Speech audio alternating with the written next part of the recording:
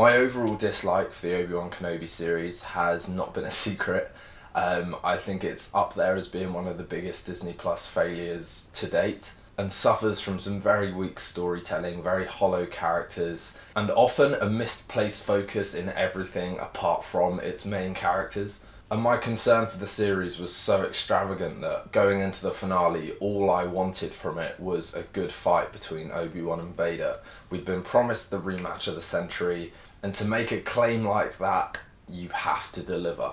And I am so goddamn relieved to say that the Obi-Wan Vader clash in the finale is probably my favourite Star Wars moment since Revenge of the Sith. That's more like it. That is not me validating the whole series, it is incredibly flawed, but the Obi-Wan Vader moments we get in the finale of this series does justify its existence to me. I wish we'd gotten to this finale in a much better way, but ultimately I think if you were to take this episode as a standalone piece of Star Wars lore, you could enjoy it. I will probably never watch those first 5 episodes again, but in terms of episode 6, I will probably rewatch that duel many times. I was so satisfied by Ewan and Hayden's performance, by the choreography. You see Obi-Wan incorporating some of Anakin's moves from Revenge of the Sith. There's moves that parallel their flashback sequence in episode 5. The lighting again was fantastic. The biggest flaw in their fight is the lack of prequel era music. I think Natalie Holt did a brilliant job of composing an original score for their fight, but someone has already re-edited that kind of 10-minute sequence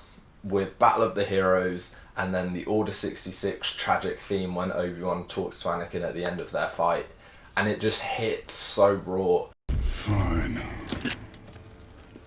I'll do it myself. So I think if I was going to rewatch that fight, I would rewatch the version that was recut to the prequel era John Williams scores. In terms of the rest of the episode, it's kind of take it or leave it. I said in my review last week that this episode was probably going to feel unfocused because of Riva's character and her role in the finale, and lo and behold, the character is utterly disruptive to the whole episode and really adds nothing to the narrative or the emotional significance of the narrative. Like most of her character explanation throughout the series, there's no logic to her path. Yeah, you know, it just doesn't really work. And you particularly notice this because they intercut Obi-Wan and Vader's duel with Riva going after Luke at the farm, and not only does that distract from a very epic sequence we're getting on the one hand, it exposes how little you care for Riva as a character and how her narrative plays out. Overlooking the fact that they should have killed her off in the last episode and delivered a much more ruthless end to her character arc, this episode then suffers a lot of structural problems from not knowing how to include her. Oh, kill them! Just kill them! In Revenge of the Sith, we cut away from Anakin and Obi-Wan's duel to another duel between Yoda and Palpatine.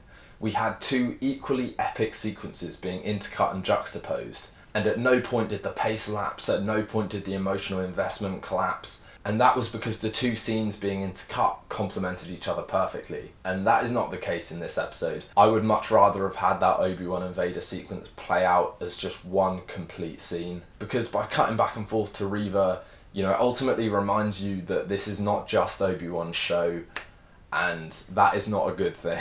And I think the problem with the narrative not really knowing how to use Riva also extends to all of the Inquisitors as well. I really don't know why they went for such a dramatic comeback for the Grand Inquisitor if all he's going to do in the finale is stand on the bridge of a Star Destroyer. It really didn't feel like Riva needed to kill the Grand Inquisitor only to have him come back in a glamorous way at the end of episode 5. Looking back on how the Inquisitors have been utilised overall in the show, it's been quite poor. And I think I would have much rather have seen Obi-Wan facing the Inquisitors with his lightsaber earlier on when he was a bit more fragile and a bit less confident with his abilities, and then saving his epic primal clash mode for Vader at the end, rather than have him encounter Vader in episode 3. It would have been better to put the Inquisitors in the action a bit more earlier on in the series to really establish their presence, because you come out of the first series of Obi-Wan thinking that they are ultimately no more competent than the Knights of Ren. If you've nothing left to give, you are irrelevant. I was also pleasantly surprised by Leia this week. She had a couple of really genuine, heartfelt moments with Obi-Wan, particularly with Obi-Wan telling her about Padme and Anakin and how she's got traits of both her parents.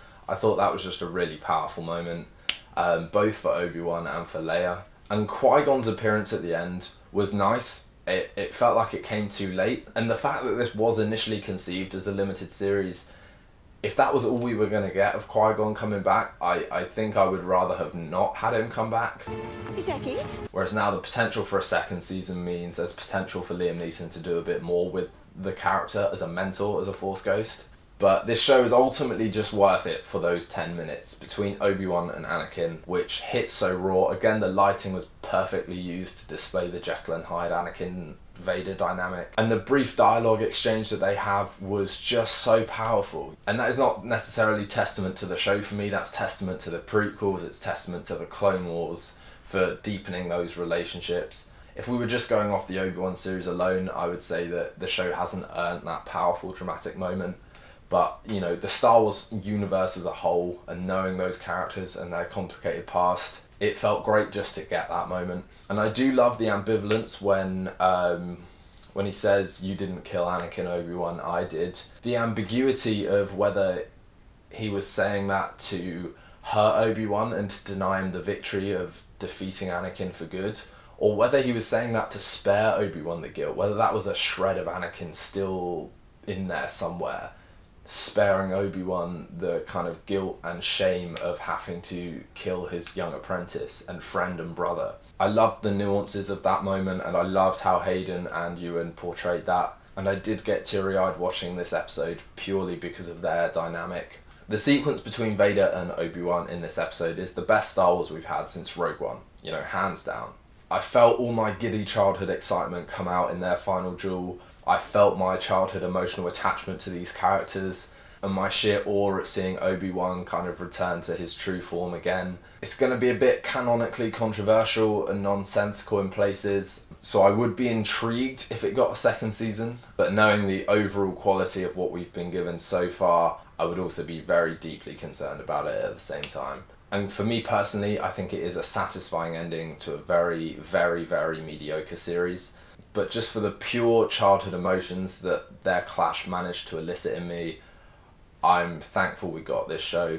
But thanks for watching, guys. Let me know what you guys thought in the comments below. Please consider liking and subscribing to my channel. That's always a huge help. And we shall see you next time for the next video. Thanks for watching.